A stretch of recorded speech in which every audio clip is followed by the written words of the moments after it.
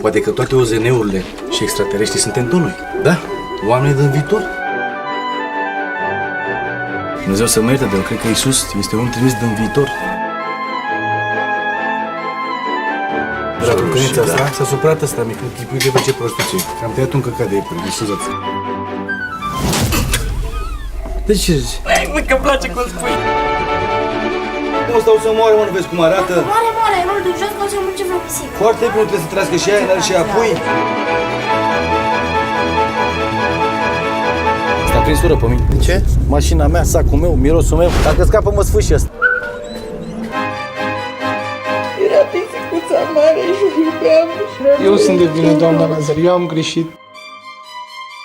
Vreau să mă duc să văd că e în regulă. Ia, eu zic mai bine să uiți. Mi-e dor de ea, poți să înțelegi? Sună-l pe Antonio ăla și... Dar nu vreau să-l sun pe Antonio să-mi spună ce face pisica. Bă, tu nu te învinovățește nimeni de nimic. Nu asta problema. Problema e că mă simt eu prost rău de tot și am și coșmaruri din cauza asta.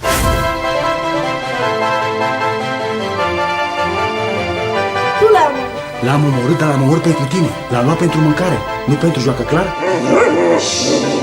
Dar ce fi fost în capul tău să aduci găină vie în casă? Dar capul tău ce-a fost când ai venit cu pisica? Eu nu o tai, ți-am spus Mimile și nu o tai. Doamne Dumnezeule, Nicola, te-a copilul găină.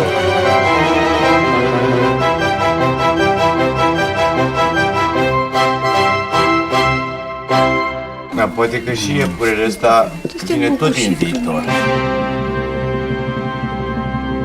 E stat și sus în viitor cu prietenii lui și se uită la noi ca la un film, cum mâncăm și ne simțim. Dăm un pic de tocăniță?